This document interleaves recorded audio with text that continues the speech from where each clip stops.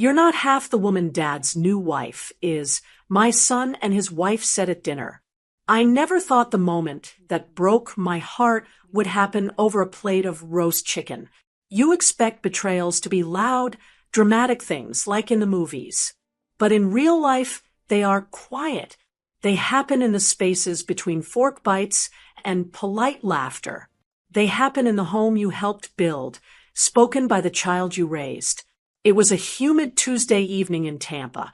I was sitting at the dining table in my son Russell's house. The air conditioning was humming, battling the Florida heat, but it felt suffocating inside. I looked around the room. I knew every corner of this house. I knew the cost of the crown molding Russell was so proud of. I knew how much the new hardwood floors had set the budget back last year. I knew these things because I was the one who made sure the bills got paid. Not that anyone at this table knew that. To them, I was just Dawn. Quiet, reliable, invisible Dawn. Across from me sat Cheryl, my ex-husband's new wife. She was wearing a dress that cost more than my first car, and she had a way of taking up all the air in the room. She was talking about their recent trip to Italy, waving her hands around, so her gold bracelets jingled. "Tom just insisted we upgrade to the villa," Cheryl was saying, laughing lightly. I told him it was too much, but you know your father, Russell. He loves to spoil the people he loves. Russell was leaning forward, his eyes wide, soaking it all in. He looked like a little boy again, desperate for approval. "That sounds amazing, Cheryl. Dad's always been generous. He really knows how to live." I took a sip of my iced tea to wash down the bitterness. Tom wasn't generous. Tom was reckless. He was a man who bought champagne on a beer budget and left others to clean up the hangover. But I had spent 30 years cleaning up those hangovers quietly, so my son wouldn't have to see his father's mess. I looked at my daughter-in-law, Stacy. She was pushing her green beans around her plate, looking down. She knew better. She knew things were tight for them, even if Russell refused to admit it. "You should really come visit us at the lake house next summer," Cheryl continued, beaming at Russell. "I'm thinking of redoing the guest suite. Maybe something modern. What do you think, Dawn? You like simple things, don't you?" The shade was subtle, but it hit its mark. She was calling me plain, boring, cheap. "I think simple is often better," I said, keeping my voice steady. "Less to worry about." Russell chuckled, but it wasn't a nice sound. "Mom's always been cautious. Dad's the visionary. That's why he's where he is." And he trailed off, but the end of the sentence hung in the air. "And that's why you are where you are." I felt a tightening in my chest. I had worked at a retirement planning firm for 25 years. I handled millions of dollars in assets. I was the one who taught Russell how to balance a checkbook, a skill he seemed to have forgotten the moment he wanted to impress his father. I wasn't cautious because I was scared. I was cautious because someone had to be the safety net for this family. "Well," Cheryl said, pouring herself more wine, "it takes a certain kind of strength to support a man like Tom. He needs a partner who can keep up with him, someone who matches his energy. Not everyone is cut out for that high-octane lifestyle." She smiled at me. It wasn't a kind smile. It was the smile of someone who thought they had won a contest I didn't even know I was entering. "Mom did her best," Russell said. I froze. That sounded like a defense, but his tone was dismissive. He wasn't defending me. He was apologizing for me. Russell continued, looking at Cheryl with admiration. "Dad is a lot to handle. He needs someone dynamic. Mom, you've always been more of a background player. You know, you keep the lights on, but Cheryl, she's the spotlight." The room went quiet. Even Stacy stopped moving her fork. The grandfather clock in the hallway seemed to tick louder. I kept the lights on. I repeated slowly, "That's an interesting way to put it, Russell." He waved his hand, dismissing my tone. He was drinking the wine Cheryl had brought, drunk on the illusion of his father's success. Don't take it personal, Mom. I'm just being honest. Dad needs a woman who reflects his status. No offense, but you're just not half the woman Dad's new wife is. The words landed on the table like a dead weight. You're just not half the woman Dad's new wife is. Stacy gasped softly. Russell.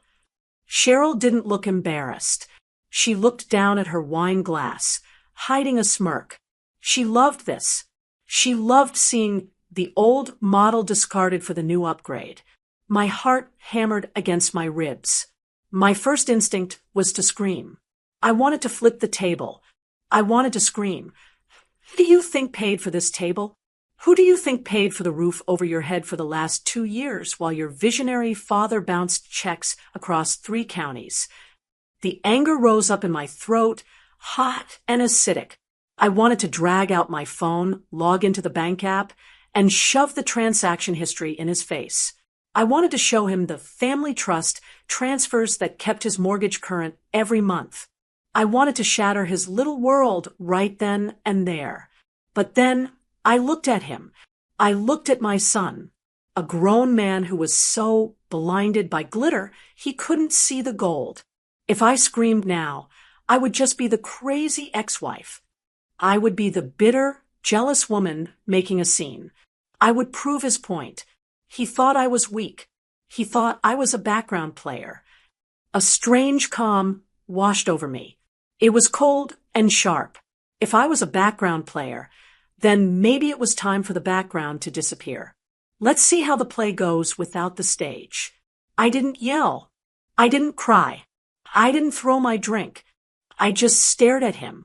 I held his gaze until he started to shift uncomfortably in his chair. The smirk faded from Cheryl's face as the silence stretched out, longer and heavier than they expected. I let the silence do the work. I let his own words hang there, vibrating in the air. Then I smiled. It wasn't a happy smile. It was the smile of someone who is closing a book they never really liked reading anyway. You're right, I said softly. My voice was steady. You are absolutely right, Russell. Russell blinked, confused.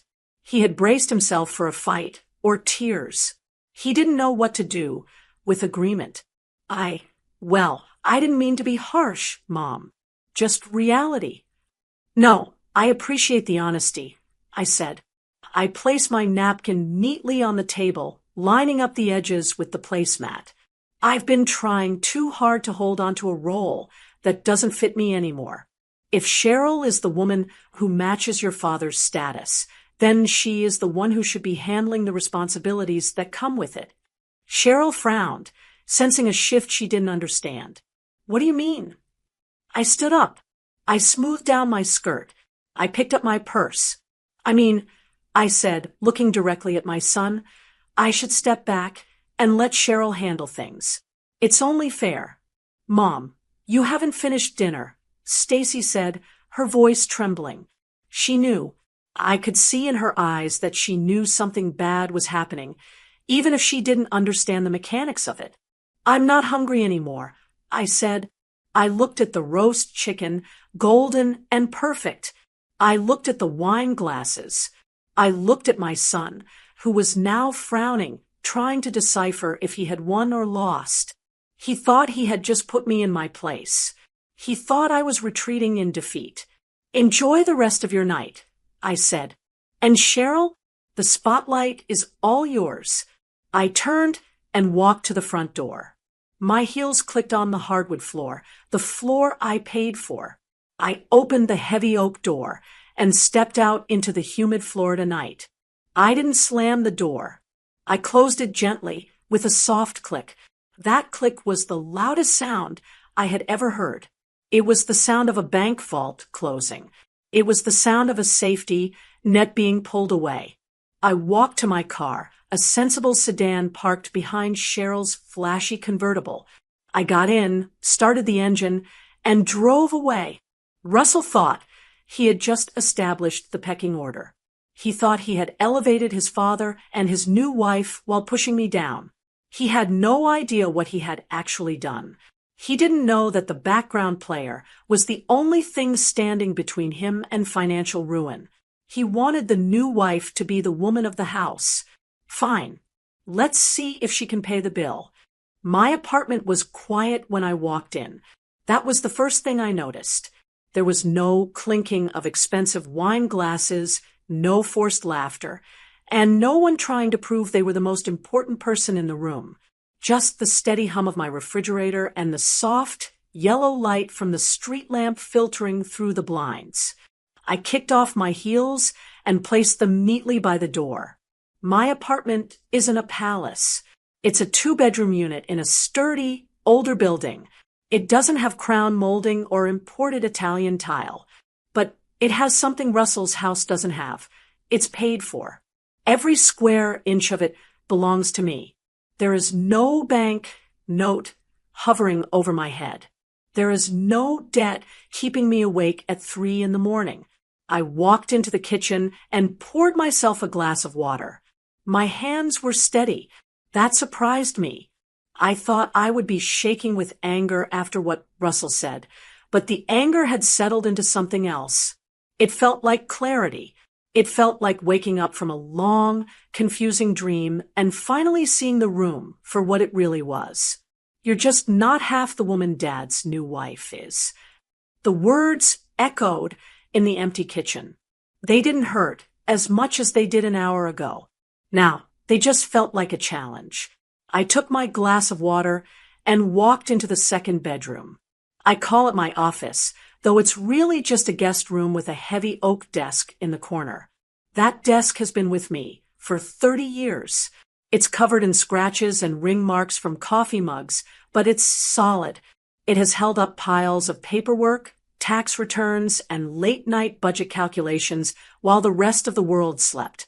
I sat down and opened my laptop. The screen glowed to life, illuminating the room with a cool blue light. I adjusted my glasses and clicked on the browser icon. My fingers moved automatically, typing in the website for the bank I had used for decades. I worked as a senior retirement planner for 25 years. My job was to look at reality. People would come to me with dreams of sailboats and villas, and I had to be the one to show them the math. I had to tell them what was possible and what was a fantasy. I was good at it. I was the person who made sure the numbers added up so that when the party was over, the lights didn't get turned off. My ex-husband, Tom, was the opposite. Tom was a salesman. He sold dreams. He sold the idea that money was infinite and that tomorrow would always pay for today. When we were married, I spent every weekend balancing our accounts, moving money from savings to checking just to cover the checks he wrote for golf clubs, dinners, and investments that never went anywhere. He was the hero with the credit card at the restaurant. I was the villain at the kitchen table asking how we were going to pay the electric bill. I logged into my account. The dashboard loaded, showing my balances, checking, savings, retirement, and then the fourth account. It was labeled the T&R Family Trust. T for Tom, R for Russell. I stared at the number on the screen. It was a joint account I had set up 2 years ago, right around the time Russell and Stacy bought their house. Russell believes this account is funded by his father. Tom had told him, with his chest puffed out, "I've set up a trust distribution for you, son, to help with the mortgage. Consider it the dividends from my hard work." Russell had cried. He had hugged his father and called him the greatest man he knew. But Tom didn't put a dime in that account. Tom couldn't. Tom was leveraged up to his eyeballs in his new marriage and his leased luxury cars. When Russell bought that house, Tom had panicked. He had promised to help, but he didn't have the cash. He came to me, begging. He said it would break Russell's heart to know the truth. He said he just needed a little bridge loan until his next deal closed. So I stepped in. I didn't do it for Tom. I did it for Russell. I wanted my son to have his home. I wanted him to feel secure. And, foolishly, I wanted him to be proud of his father. I let Tom take the credit. I set up the automatic transfer from my personal savings into the TNR Family Trust every month, $2,800. Every single month, on the 15th, the money left my account, went into the trust, and then was automatically pulled to pay Russell's mortgage. For 2 years, I paid for the roof over his head. For 2 years, I paid for the cozy suburban home, where he just told me I was a failure. I clicked on the transaction history. There it was. A long list of transfers. $2,800. $2,800. $2,800. That money was my vacation fund. It was the renovation for my kitchen. It was the trip to Europe I never took. It was my silence. I leaned back in my chair. Russell thought I was a background player. He thought I was cautious and boring. He didn't understand that the only reason his life looked so stable was because I was holding it up with my own 2 hands. He thought Cheryl was dynamic because she spent money. He didn't realize that spending money is easy. Earning it, saving it, and giving it away without asking for a thank you, that is the hard part. But he didn't want a silent partner anymore. He wanted a spotlight. He wanted the new wife energy. Okay, Russell, I whispered to the empty room. You want the new wife. You can have her. I moved the mouse cursor to the tab marked Scheduled Transfers. My heart wasn't racing. I didn't feel malicious. I felt like a teacher who finally realizes the student will never learn if I keep doing the homework for him. If I kept paying, I wasn't helping him. I was enabling the lie. I was paying for the privilege of being disrespected. I looked at the line item, monthly transfer to TNR Trust. Next payment scheduled. Tomorrow. Tomorrow was the 15th. The mortgage was due on the 17th. If I stopped this now, the chain reaction would be immediate. The trust account was empty.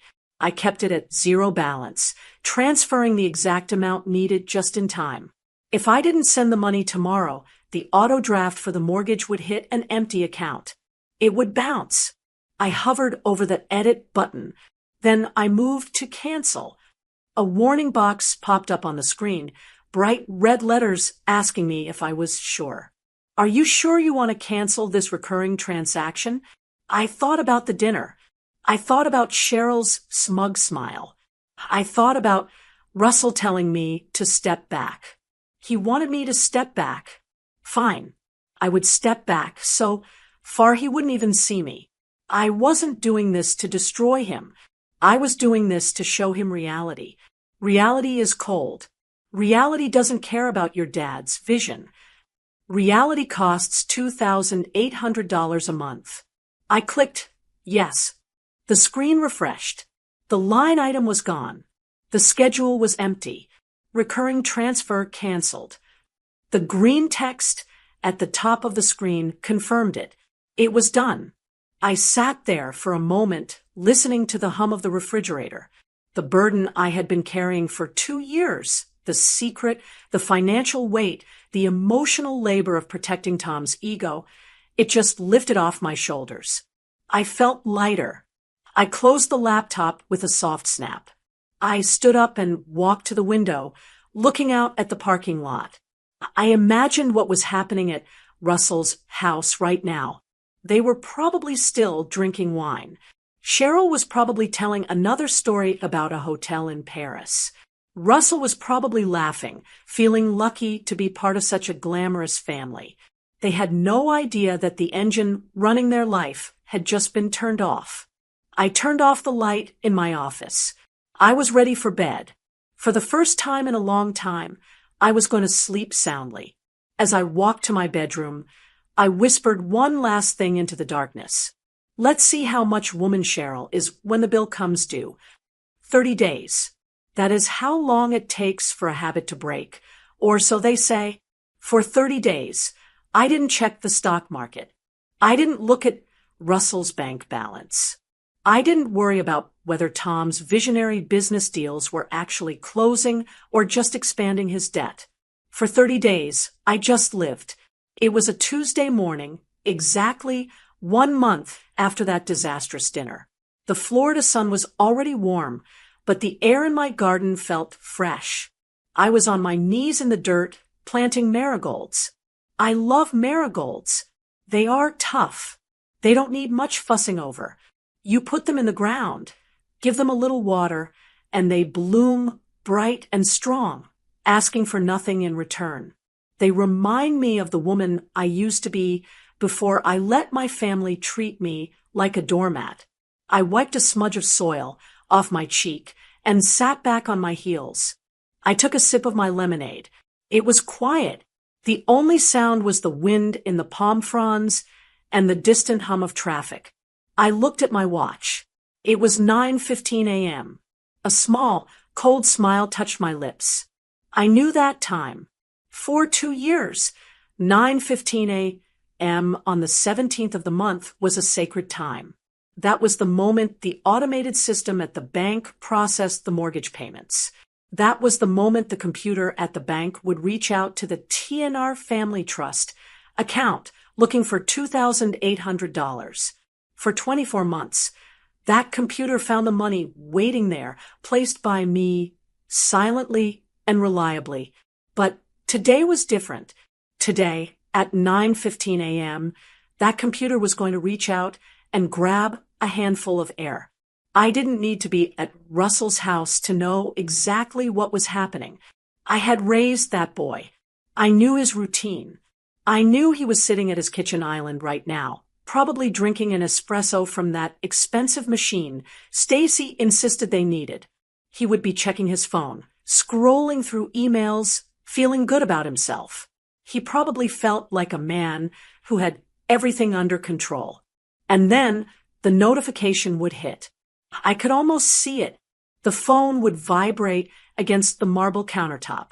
A little banner would slide down from the top of the screen. It wouldn't be a friendly payment successful message. It would be the one notification no homeowner ever wants to see. Payment failed. Insufficient funds. I imagined Russell frowning. He would stare at the screen, thinking it was a mistake. He would tap the app, refresh the page, waiting for the glitch to fix itself. That's weird, he would mutter. He would assume it was a banking error.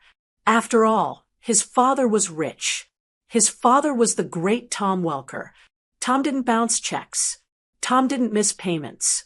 The family trust was supposed to be a bottomless well of Dad's generosity. I took another sip of lemonade and watched a butterfly land on the fence. I wondered how long it would take him to call Tom. Across town, the chaos was unfolding exactly as I predicted. Russell didn't call me first. Why would he? In his mind, I was just the bitter ex-wife who walked out of dinner. I wasn't the money. Tom was the money. So he called Tom. I learned later what that conversation sounded like. It was a masterpiece of confusion and incompetence. Russell called his dad in a panic. Dad, the mortgage didn't go through. The bank sent me a nasty alert. It says insufficient funds. Now, you have to understand, Tom. My ex-husband is a man who believes that if he ignores a problem long enough, it will disappear. He lives in a world of big pictures and conceptual frameworks. He doesn't do details. What are you talking about, son? Tom would have said, probably from the golf course. That's on auto pay. The business handles it. It bounced, Dad. It says zero balance. That's impossible. Tom would have blustered. I'll have my people look into it. Probably just a wire transfer delay. You know how these banks are. They hold on to your cash to make interest on the float. Don't worry about it. But Dad, they're charging me a late fee. And it looks bad on my credit. Relax, Russell. It's a glitch. I'll make a call. But Tom couldn't make a call. Because Tom didn't know who to call. For 2 years, Tom had enjoyed the praise for paying that mortgage without ever once looking at a bank statement. He truly believed that his business structure was so successful that money just magically appeared where it was needed. He had deluded himself into thinking his vague promises of setting up a trust had actually materialized into cash. He didn't know that the business structure was me sitting at a kitchen table writing a check from my savings account. Tom hung up, likely annoyed that his golf game was interrupted, assuming it would sort itself out. He had no idea there was no money. He had no idea the safety net was gone. Russell must have sat there for 10 minutes staring at his phone. The glitch wasn't fixing itself. The balance was still zero. And for the first time, a cold sliver of doubt must have pierced his heart. He refreshed the screen again. Nothing. Then panic set in. Real panic. The kind that makes your palms sweat. He looked at Stacy. He looked at the house he couldn't afford. He realized that if his dad didn't fix this, he had to come up with nearly $3,000 by the end of the day to avoid a hit on his credit report. And he didn't have it. He checked his own savings. Maybe a few $100s. He checked his credit cards. Maxed out from the trip to Italy he took to bond with Cheryl. He was trapped. And that is when he remembered me. I was in the garden, pulling up a weed that had dared to encroach on my petunias when my phone started to vibrate on the patio table. I didn't look up immediately.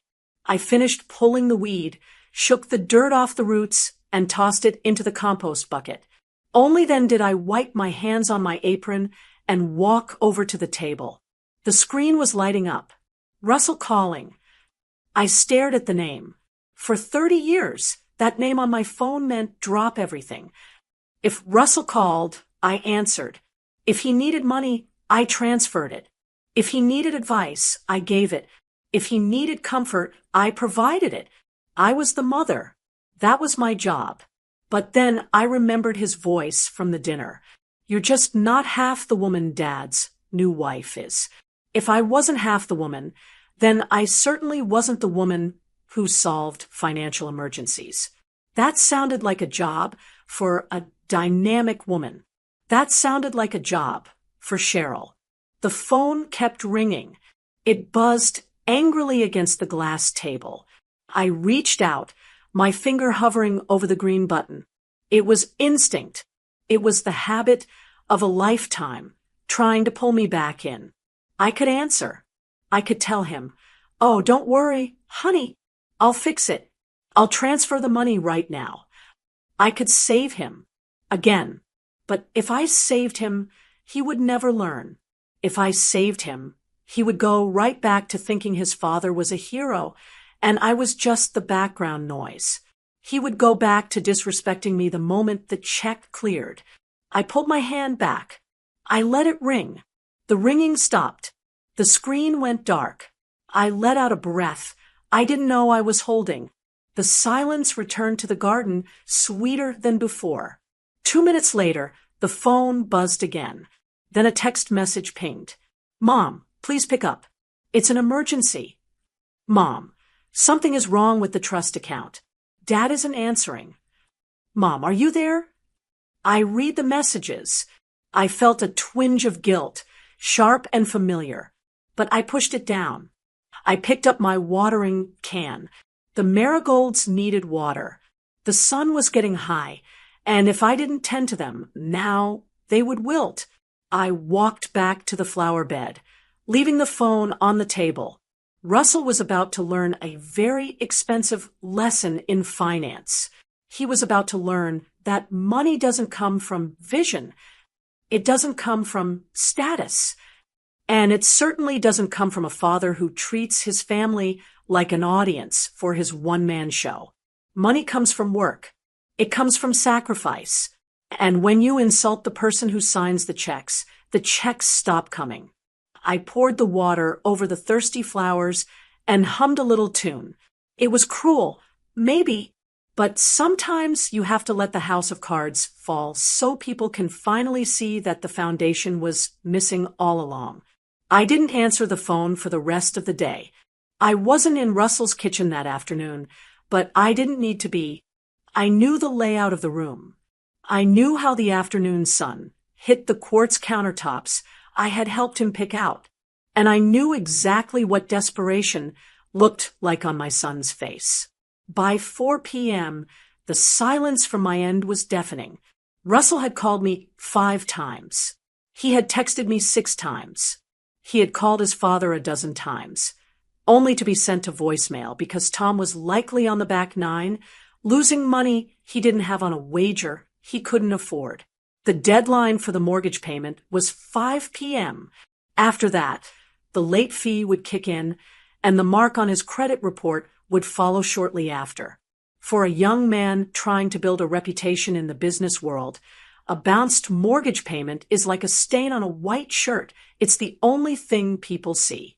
Russell was pacing the kitchen floor. Stacy was sitting at the island, her head in her hands. The air was thick with panic. Then, the doorbell rang. Russell probably jumped, hoping it was me, hoping I had driven over with a check in hand, ready to apologize for being so stubborn and fix everything like I always did. But it wasn't me. It was Cheryl. She breezed in, smelling of expensive perfume and carrying a shopping bag from a high-end boutique. She had stopped by to show off a new scarf she had bought, completely oblivious to the fact that the house she was standing in was financially on fire. "Oh, you two look so serious." Cheryl laughed, tossing her keys on the counter. "Don't tell me you're working on a Tuesday afternoon. Tom always says life is too short to stress." Russell stopped pacing. He looked at Cheryl, and in that moment, a desperate idea formed in his mind. He remembered what he had said at dinner. Dad's new wife is the dynamic one. She matches his status. If she was the woman of status, surely she had access to liquid cash. Tom always bragged about how well Cheryl managed their lifestyle. Surely, a measly $3,000 was pocket change to her. Russell wiped the sweat from his forehead and put on his best smile. It was a shaky, fragile thing. "Hey, Cheryl," he said, his voice tight. "Actually, I'm glad you stopped by. We have a bit of a technical situation." Cheryl paused, holding up the silk scarf. "Technical?" "Yeah," Russell lied. "The bank is having a glitch with the trust account. Dad isn't answering, and the mortgage is due in an hour. It's ridiculous, really just a banking error, but I need to clear it manually." He took a breath. "Could you spot me $3,000? Just until tomorrow. I'll wire it back as soon as Dad fixes the glitch." Stacy looked up, hopeful. It seemed like a simple solution. Cheryl stared at him. Then, she did something that chilled the room. She laughed. It wasn't a kind laugh. It was a confused, incredulous laugh. $3,000? Russell, honey, I don't have $3,000 sitting in my checking account. Russell blinked. "What? But you and Dad, the trips, the car." Cheryl waved her hand dismissively. "That's all on credit, sweetie, or through the business lines. I have an allowance, sure, but I spent that days ago. Why do you think I'm here? I was going to see if Tom left his corporate card here by mistake." The room went deadly silent. "Wait," Russell said, the color draining from his face. "You don't have access to the family accounts."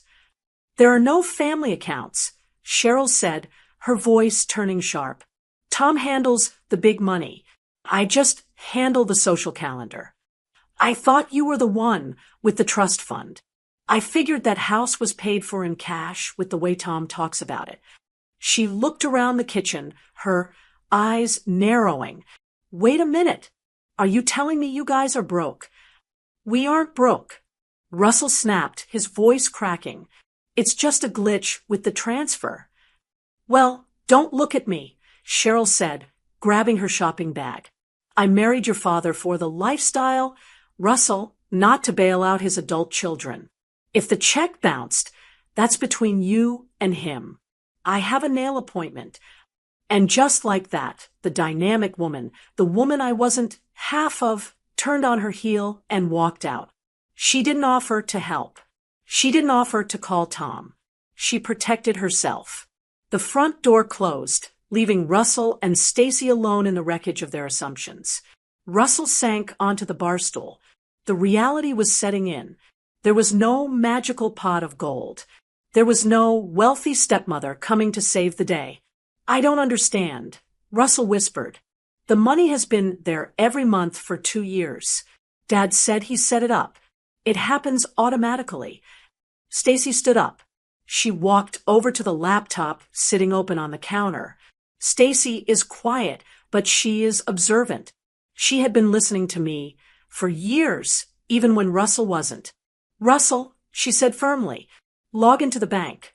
I told you it says insufficient funds. He groaned. Log in, she commanded. I want to see the history. Russell typed in his password with shaking fingers. The dashboard loaded. The big red zero stared back at them. Go to the transfers, Stacy said. Look at the incoming deposits for the last year. Russell clicked the tab. A list of transactions appeared. Green numbers. Plus $2,800. Plus $2,800. Plus $2,800. See, Russell pointed. T&R Family Trust. It's Dad. Click on the details, Stacy said. Click on the routing number it came from. Russell clicked. The little information box expanded. Usually, people don't look at this part. As long as the money is green, they don't care where it grows. But now they had to look. The source of the funds wasn't Welker Enterprises. It wasn't Thomas Welker Holdings. The source bank was the local credit union. The account nickname, visible in the transaction metadata, was simple. D. Welker Personal Savings. Russell stared at the screen. He blinked, trying to make the words change. D. Welker, he whispered. Dawn. It's your mother, Stacy said softly. She sounded like she had the wind knocked out of her. It's been your mother the whole time. No, Russell shook his head, looking frantic. Dad said he set up the trust. Your dad lied, Russell. Stacy's voice rose. Or he made a promise he couldn't keep. And your mother covered for him. Look at the dates. She pointed to the screen. Every month. The 15th. Like clockwork. For 24 months. Then she scrolled to the top. To the current month. There was nothing. No transfer on the 15th. The dinner was 2 days ago, Stacy said, her voice trembling. The 14th. Russell went pale. He looked like he was going to be sick. The timeline crashed down on him. On the 14th, he sat at his table, drank wine paid for by his mother, in a house paid for by his mother, and told her she wasn't half the woman Cheryl was. On the 15th, the money stopped. He looked at his phone, lying on the counter where he had tossed it. The silence for me wasn't a punishment. It was a resignation. I had accepted his terms. I had stepped back. She paid for everything, Russell whispered, the horror rising in his throat. She paid the mortgage. She probably paid for the down payment, help too. She did it all, and she let Dad take the credit. And you told her she was nothing? Stacy said. She wasn't yelling. She was just stating the facts. You told her to step aside. Russell put his head in his hands. The clock on the microwave read 4:45 p.m. The house of cards hadn't just crumbled. It had evaporated. He realized then that the status he worshipped was a mirage, and the background player he dismissed was the only thing that had been real. He grabbed his phone again. He didn't call his father this time. He dialed my number, but he didn't dial it with entitlement. He dialed it with fear. I saw the call coming in. I was in my kitchen, making tea. I let it ring. He needed to sit in this feeling. He needed to understand that the woman who pays the mortgage is the woman who commands respect. And until he understood that, in his bones, no amount of money would save him. The voicemail picked up. The sun began to set on Russell's house, and for the first time, he realized just how dark it gets when the person holding the light walks away. The knock on my door didn't come until the next morning. I expected it. I had spent the morning cleaning my apartment, not because it was dirty, but because cleaning gives you time to think. I wiped down the counters, organized my mail, and brewed a fresh pot of coffee. I was ready. When I opened the door, Russell looked like he hadn't slept in a week. His shirt was wrinkled, his hair was a mess, and his eyes were rimmed with red. He didn't look like the confident young executive who had sat at the head of the table 3 nights ago. He looked like a frightened boy who had lost his favorite toy. He didn't say hello. He just walked past me into the living room, the energy of his panic filling the small space. "How could you do this to us?" he demanded, spinning around to face me. His voice was shaking. "Do you have any idea what happened yesterday? I had to take a cash advance on a credit card with 20% interest just to keep the bank from flagging my account. I was humiliated, Mom. Humiliated." I closed the door gently. I didn't raise my voice. I walked over to my armchair, the comfortable beige one I've had for 10 years, and sat down. I gestured to the sofa opposite me. "Sit down, Russell," I said. "I don't want to sit down," he shouted, pacing the rug. "I want to know why you played this sick game. Stacy showed me the bank records. It was you. All this time, it was you. Why didn't you tell me? Why did you let me think it was Dad? And then, why did you just cut me off without a warning?" He stopped pacing and pointed a finger at me. "You did this to punish me. Because of what I said at dinner. That's it, isn't it? You're petty." I took a deep breath. This was the defense mechanism I expected. Anger is easier than gratitude. Blame is easier than shame. He wanted to make me the villain because if I was the villain, he didn't have to feel bad about how he treated me. "Are you finished?" I asked calmly. "No, I'm not finished," he snapped. "We almost lost the house. Stacy is a wreck. Do you know what it feels like to find out your whole financial life is a lie?" "Yes," I said. "I do know what that feels like. I lived with your father for 30 years. That stopped him. He opened his mouth to retort, but closed it. He sank onto the sofa, looking defeated. He rubbed his face with his hands. "Why, Mom?" he asked, his voice quieter now. "Why did you pay it secretly? Why let Dad take the credit?" I reached under the coffee table and pulled out a manila folder. I had prepared it last night. I placed it on the table between us. "Open it," I said. Russell hesitated, then leaned forward and flipped the folder open. Inside was a single sheet of paper. It was a spreadsheet. Simple, organized, columns and rows. That is a record of every transfer I made to the TNR Family Trust for the last 24 months. I explained.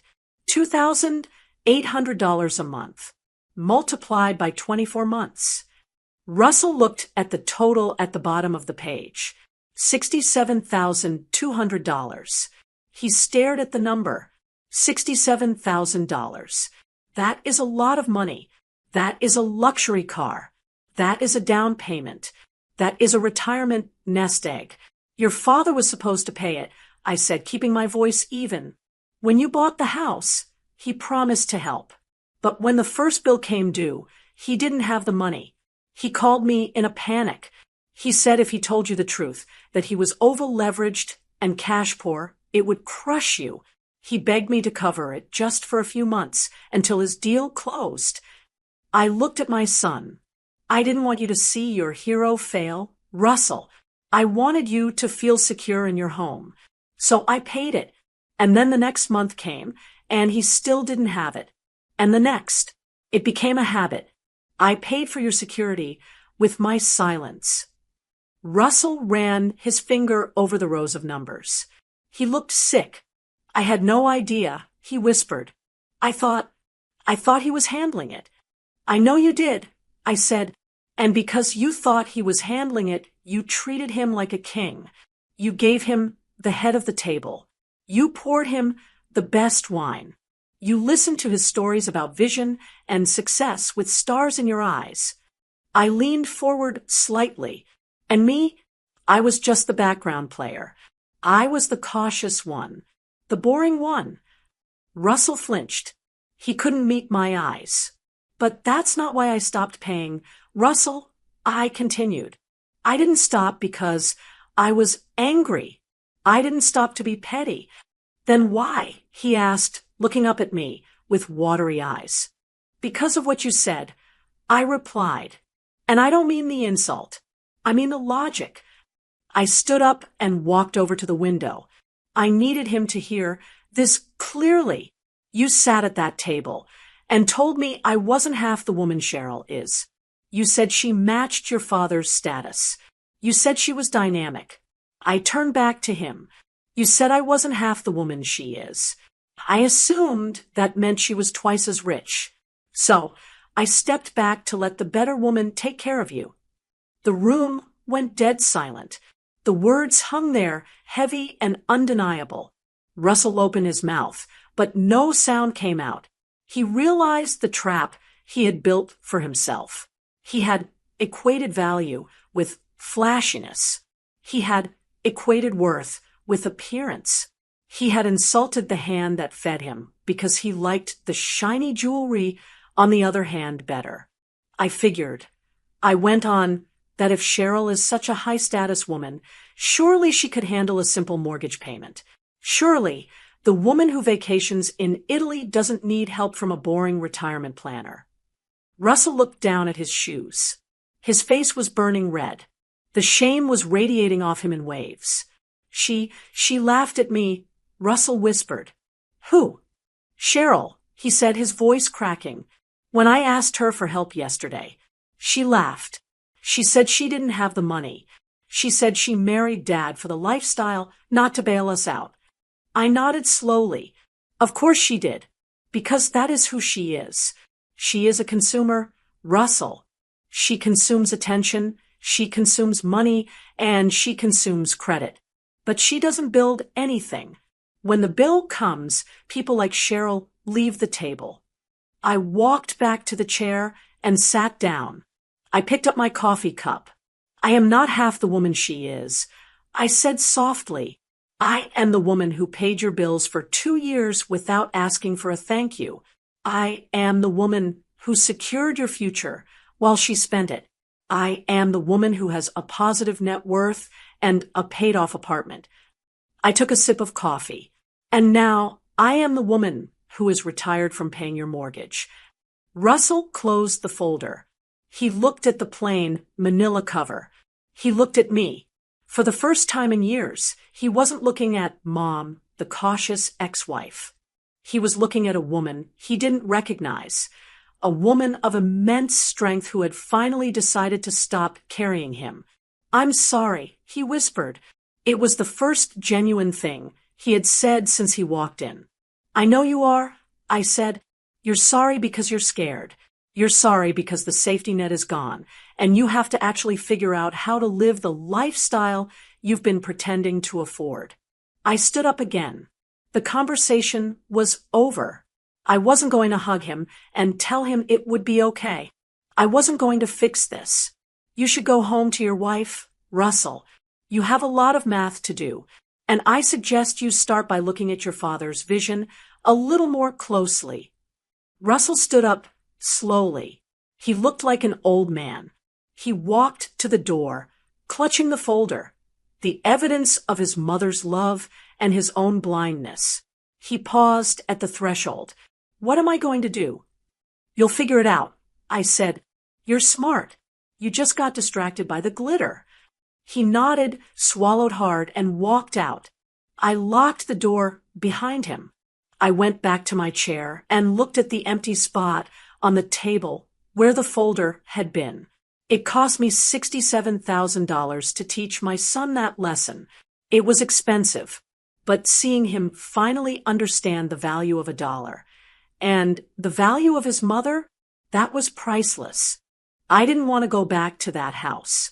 The last time I walked through Russell's front door, I was leaving behind a plate of roast chicken and a lifetime of being taken for granted. But Russell had called me again. This time, he didn't sound angry, and he didn't sound scared. He sounded exhausted. He said, Dad is here. He wants a family meeting. He says he's going to straighten this whole mess out. I almost laughed. Straightening things out was Tom's code for bullying people until they agreed with him. It was his code for rewriting history until he looked like the hero and everyone else looked like the problem. I drove over on a Thursday evening. When I walked into the living room, the atmosphere was thick enough to choke on. Russell and Stacy were sitting on the love seat, looking like two kids waiting outside the principal's office. Cheryl was there, too, scrolling on her phone in the corner, looking bored. And there was Tom. My ex-husband was standing by the fireplace, holding a glass of scotch. He looked exactly the same as he did when we were married. Tan, confident, and completely detached from reality. He was wearing a polo shirt that I knew cost $200, and he had that look on his face. The look that said, "I am the captain, and you are all just lucky to be on my ship." "Dawn," he said, not offering a hello. He took a sip of his drink and shook his head, looking at me with theatrical disappointment. "I have to say, I am shocked. I didn't think you had a cruel bone in your body. But cutting off your own son, jeopardizing his home, just to prove a point, that is low, even for you." I closed the door and stood my ground. I didn't sit down. I didn't want to be comfortable. "Hello, Tom," I said. "I see you're drinking the good scotch. Who paid for that bottle?" "Russell." Tom's eyes narrowed. "Don't deflect, Dawn. We are here to discuss your erratic behavior. Russell tells me you sabotaged the trust account. You pulled the rug out from under him." "There is no trust account, Tom," I said clearly. "There never was. There was just my savings account and your ego." "That is a technicality." Tom boomed. He loved to shout to cover up the fact that he was lying. "I set up the arrangement. I facilitated the purchase of this house. I told Russell I would handle it, and I delegated the execution to you. That is how a partnership works. The visionary sets the course. The operator handles the details. You were the operator, and you failed your duty." I looked at Russell. He was watching his father, his eyes wide. For years, Russell had bought into this. He believed that Tom's vision was the currency of the realm. "I didn't fail," I said, keeping my voice low and steady. "I resigned. There is a difference. You don't resign from being a mother." Tom shouted, stepping closer.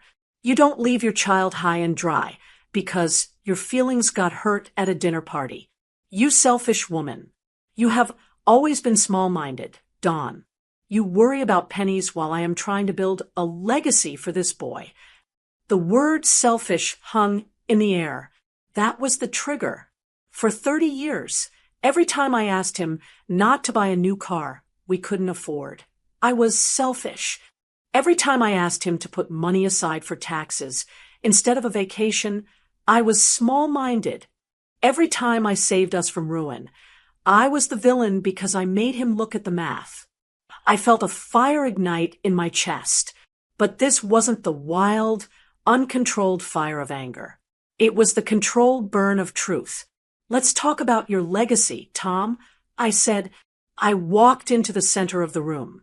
I looked at Russell, then at Stacy, then finally at Tom. "You call me the operator," I said. "That's fine. I'll accept that title, because in this family, I wasn't just the ex-wife. I was the CEO of your survival." "Don't be dramatic," Tom scoffed. "I'm not being dramatic. I'm being accurate." I said, "Russell, do you remember when you were 10 years old and Dad bought that boat, the Sea King? He told you he had a great quarter at work." Russell nodded slowly. "Yeah, we went fishing every weekend." "He didn't have a great quarter," I said. "He had just been fired. He bought that boat with the severance package that was supposed to last us 6 months. I had to go back to work full-time and take night shifts doing tax returns just to put food on the table while he played captain on the weekends." Tom's face turned red. "That was an investment. We sold that boat for a profit. We sold that boat because the IRS put a lien on it, Tom. I shot back, and I was the one who negotiated the payment plan, so you wouldn't go to jail for tax evasion. The room went silent. Cheryl looked up from her phone. She didn't know this part of the story. And when you went to college, Russell, I continued, turning to my son, Dad told you he cashed in some stocks to pay your tuition. Remember? He made a big speech about it at your graduation party. Yes, Russell whispered. He didn't have any stocks, I said. He gambled away his portfolio in the late 90s. I paid your tuition. I cashed out my inheritance from my grandmother. The money she left me to travel the world. I used every penny of it to make sure you graduated debt-free. And I let him give the speech. I sat in the back and clapped while he took the bow. Russell looked at his father. Dad, is that true? Tom sputtered. She's twisting things. Money is fungible. Russell, it all comes from the same pot. No, Tom, I said, my voice cutting through his bluster. It doesn't come from the same pot. It came from my pot, because your pot has a hole in the bottom. I turned back to Tom. I was done protecting him. I was done protecting the myth. You are a big spender, Tom. You always have been. You are charming and you are fun and you tell great stories. But you have never, not once in your life, paid the full price for admission. You let other people pay. You let me pay. I pointed at the house around us. You wanted Russell to have this house to feed your ego. You wanted to look like the rich patriarch. But when the bill came, you didn't have it. You made me pay your debt so you could keep your status. And I did it. I did it because I loved our son. I took a step closer to him. He actually took a step back. The visionary was shrinking. But then, I said, Russell looked me in the eye and told me I wasn't half the woman your new wife is. He told me to step back. I looked over at Cheryl. She was staring at me, her mouth slightly open. And that made me realize something, Tom. I realized I was tired. I was tired of being the janitor for your parade. I was tired of cleaning up the confetti and the elephant dung while you waved to the crowd. So I stopped. I said simply, I stopped cleaning. And look what happened. It took exactly 30 days for your entire legacy to bounce. Tom looked around the room. He looked at Cheryl, who was looking at him with a new, calculating expression. He looked at Russell, who was looking at him with betrayal. He had lost the audience. You're a bitter woman, Tom spat out, but there was no power in his voice anymore. You're just trying to humiliate me. No, Tom, I said, I'm just balancing the ledger. You've been living on credit, financial credit, and emotional credit for 40 years. Today, the bill came due. I turned to Russell. He looked devastated. The hero he had worshipped his whole life was gone, replaced by a man holding a glass of scotch he couldn't afford. Russell, I said softly, I didn't do this to hurt you. I did this because you need to know who is actually in your corner. A hero isn't the person who promises you the moon. A hero is the person who pays the electric bill so you can see the moon. I grabbed my purse. The air in the room had changed. It wasn't heavy anymore. It was clear, painfully clear. I'm leaving now, I said. Tom, I assume since you are the visionary, you'll be writing the check to bring the mortgage current, or perhaps Cheryl can use her allowance. Cheryl let out a sharp, cold laugh. Not a chance, Dawn. My money stays in my account.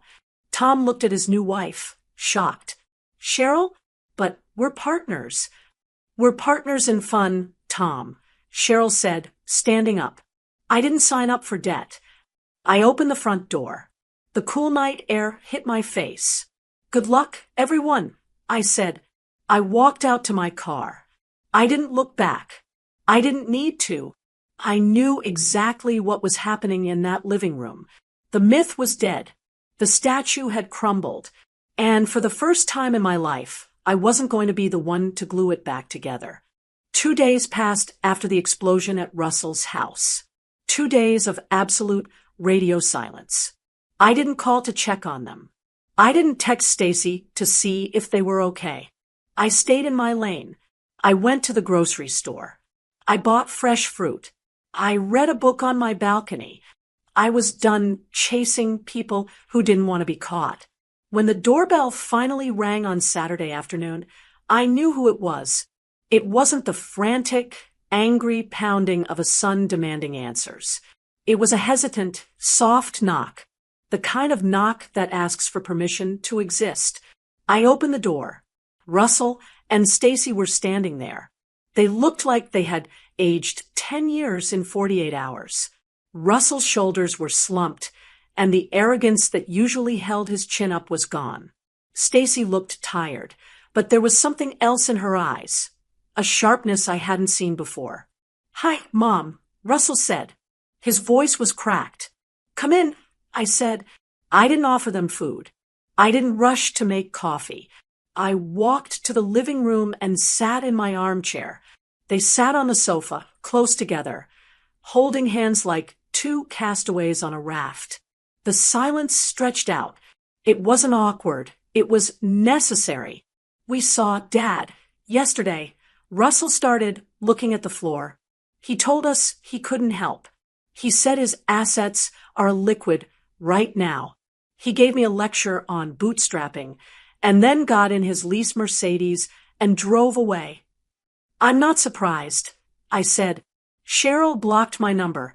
Stacy added quietly. She said she didn't want negative energy in her life. I nodded. "People like them are only around for the harvest, Russell. They never stay for the planting." Russell took a deep breath. He squeezed Stacy's hand so hard his knuckles turned white. He looked up at me, and his eyes were wet. "I am so sorry, Mom. For everything. For what I said at dinner. For the last 2 years. For not seeing you." "I know you are," I said gently, "and I accept your apology." Russell let out a breath, looking relieved.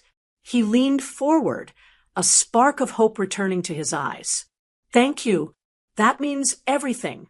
Look, Mom, we've been looking at the numbers all night. It's a mess. If we don't pay the bank by Monday, the pre-foreclosure process starts. It ruins everything. My credit, my job prospects, everything." He paused, waiting for me to jump in.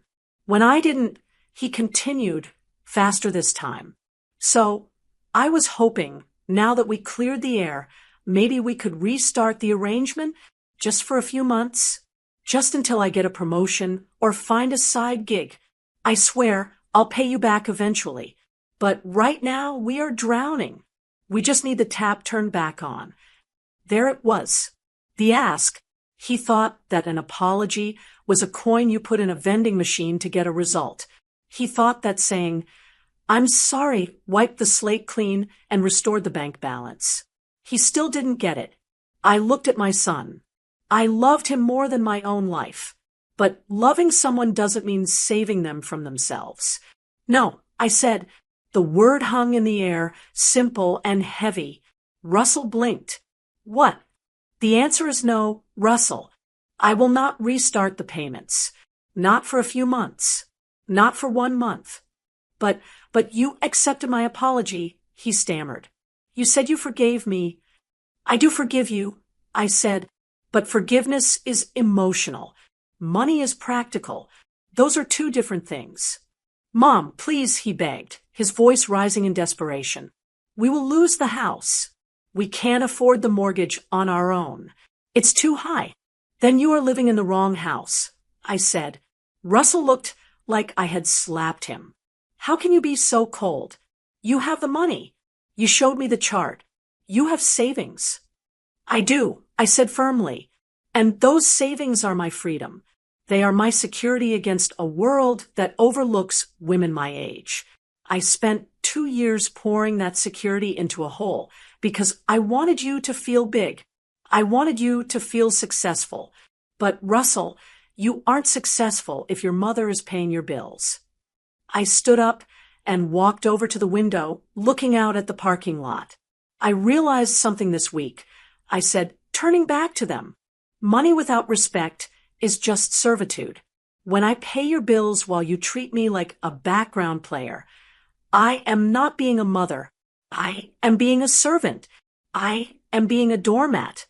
And I am too old and too tired to be a doormat anymore. I respect you. Russell cried. I do. I see it now. You respect me because you need me. I corrected him. That isn't respect. That is hunger. You are hungry, so you are being nice to the cook. True respect is what you give someone when they have nothing to give you in return. Russell slumped back against the cushions. He looked defeated. He looked like a child who had finally been told that Santa Claus wasn't coming. So that's it, he whispered. You're just going to let us crash. I am not letting you crash, I said. I am letting you stand. You are 30 years old. Russell, you are a man. A man doesn't live in a house he can't afford to impress a father who doesn't care. A man makes hard choices. I looked at him with intense focus. This is the best thing that could happen to you. Losing that house will be the best thing that ever happens to you, because it will break the spell. You will stop trying to be Tom Welker's son, and you will start being Russell Welker. Russell put his head in his hands. I can't do it. It's too much. You can, a soft voice said. We both looked at Stacy. She hadn't spoken the entire time. She had just watched the tennis match between me and Russell. Now, she sat up straighter. She pulled her hand away from Russell's grip and placed it on his knee. She's right, Russell, Stacy said. Russell looked at her, shocked. Whose side are you on? I'm on our side, Stacy said firmly. And your mother is right. We can't afford that house. We never could. We were living a lie. Every time we walked through that front door, I felt sick because I knew we were one paycheck away from disaster. I just didn't know your mom was the one holding back the flood. Stacy turned to me. Her eyes were clear.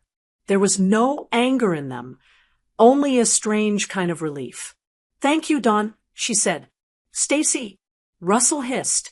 She's cutting us off. No, she's waking us up, Stacy shot back. Russell, look at her. Look at your mother. She has been carrying us for 2 years. She has been carrying your dad's lies for 30 years. Don't you think she deserves to put the load down?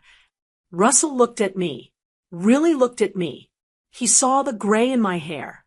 He saw the lines around my eyes.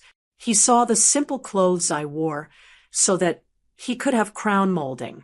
We have to sell the house, Stacy said, her voice practical and steady. We have enough equity to cover the selling costs. We can move into a condo, something smaller, something we can pay for with our own jobs. But what will people say? Russell whispered. What will Dad say? Who cares what Dad says? Stacy said, her voice rising. Dad isn't paying the bills. Dawn is right. We need to stop living for an audience. Stacy stood up. She walked over to me. She didn't hug me, but she took my hands. We will figure it out, Stacy said to me. We will list the house on Monday. It will be hard, but we will do it. I squeezed her hands. I know you will. You are stronger than you think, Stacy. Russell sat on the sofa for a long moment. He looked from Stacy to me. He realized the dynamic had shifted. The women in the room were no longer competing for his attention. We were aligned. We were the adults in the room. He stood up slowly. He didn't look angry anymore. He looked humbled. I guess we're moving, he said, his voice quiet. I guess you are, I said. He walked over to the door, then stopped. He turned back to me. Can we still come over for dinner? He asked. Even if there is no check. I smiled. It was a real smile this time. Ideally, you bring the wine, I said. But yes, you can come for dinner. The door is always open, but the bank is closed. Russell nodded. He looked at me with a new expression. It wasn't fear. It wasn't hunger. It was awe. Okay, he said. Okay, Mom. They walked out the door together. They didn't have a check in their hands. They had a massive problem to solve. They had a house to sell and a life to downsize. But as I watched them walk to their car, talking animatedly to each other, planning their next move, I knew I had done the right thing. I hadn't just saved my retirement. I had saved my son. I had forced him to become a man. I closed the door and locked it. The silence in the apartment was beautiful. It wasn't lonely. It was the sound of freedom. I walked to my kitchen to make myself a fresh cup of tea. My money was mine. My life was mine. And finally, my respect was mine. 3 months is a funny amount of time. In the grand scheme of a life, it's a blink of an eye, but when you are rebuilding a relationship from the ground up, 3 months feels like a lifetime. I was standing on my balcony, holding a glass of Pinot Grigio. The humid Florida heat had finally broken, leaving behind a cool, pleasant evening. The Tampa skyline was twinkling in the distance, a cluster of white and gold lights reflected in the bay. From up here, the world looked organized. It looked peaceful. My doorbell rang. It was 6 p.m. on the dot. I walked to the door, feeling a sense of calm expectation. I wasn't bracing myself for an insult. I wasn't checking my bank account to make sure I could cover an emergency. I was just opening the door for my family. Russell and Stacy were standing there, but they looked different than they did 3 months ago. The panic was gone. The frantic need to impress was gone.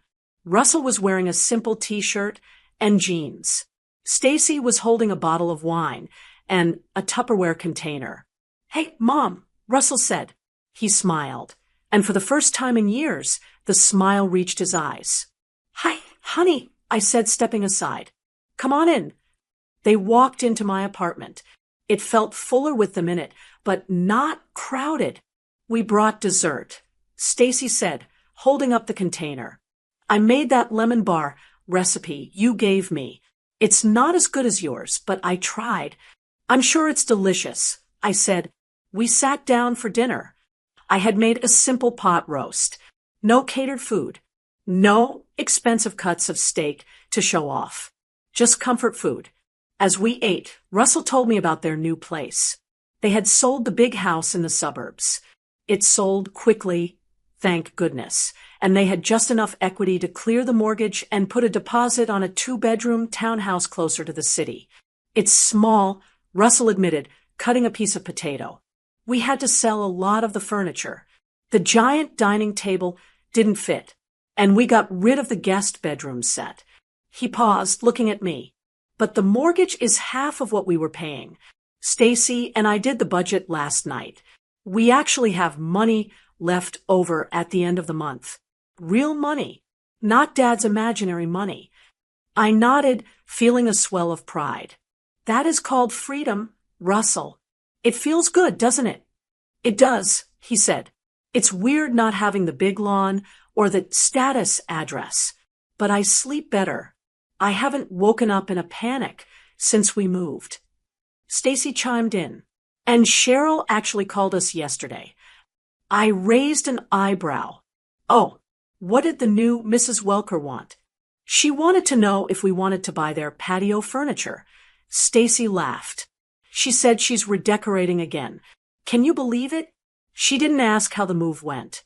She just wanted to sell us her used chairs." Russell shook his head. "I told her no thanks. I told her we are saving up for a couch we can actually afford." We all laughed. It was a genuine, warm sound. The spell was broken. Russell no longer looked at his father and Cheryl as gods to be worshipped. He saw them as they were, people who were drowning in their own image, desperate for an audience. But the most important change wasn't about money. It was about how they looked at me. Throughout dinner, Russell asked me questions. He asked about my book club. He asked for my advice on which savings account they should open for their emergency fund. He listened when I spoke. He didn't interrupt me to talk about his father's vision. He didn't look at his phone. He looked at me with respect, not because I was writing a check, but because I had been right. You know, Mom, Russell said as we were clearing the plates, I was so angry at you when you cut us off. I thought you were trying to ruin me. I know, I said, stacking the dishes. But you didn't ruin me, he said softly. You saved me. If you hadn't stopped paying, I would have dragged Stacy down with me. We would have lost everything eventually. You forced us to grow up. He walked over and hugged me. It was a solid, strong hug. Thank you. You're welcome, I whispered. They stayed for another hour, eating the lemon bars, which were actually quite good, and talking about the future. When they finally left, the apartment didn't feel empty. It felt settled. I walked back out to the balcony and finished my wine. I looked out at the city lights again. For so long, I had defined myself by who I was supporting. I was Tom's wife. I was Russell's mother. I was the safety net. I was the silent partner. I had let them convince me that because I was quiet, I was small. I had let them convince me that because I wasn't flashy, I wasn't enough. But standing there in the cool night air, I knew the truth. I wasn't the background player. I was the foundation. And when the foundation moves, the whole house shakes. I had proven that I had the strength to hold them up and the strength to let them go. I took a final sip of wine, savoring the taste. I didn't need a big house. I didn't need a visionary husband, and I certainly didn't need to compete with a woman like Cheryl. I smiled at the skyline. I finally realized I didn't need to be half of anything. I am whole, all on my own. Did you like the story? And which city are you listening from? Let's meet in the comments. If you like the story, you can support me by sending a super thanks so I can keep bringing more stories like this. Thank you so much for your sweet support. I'm looking forward to your comments on the story. On the screen, you can see 2 new life stories that I highly recommend. There's so much more on my channel. Don't forget to subscribe. See you in the next life story.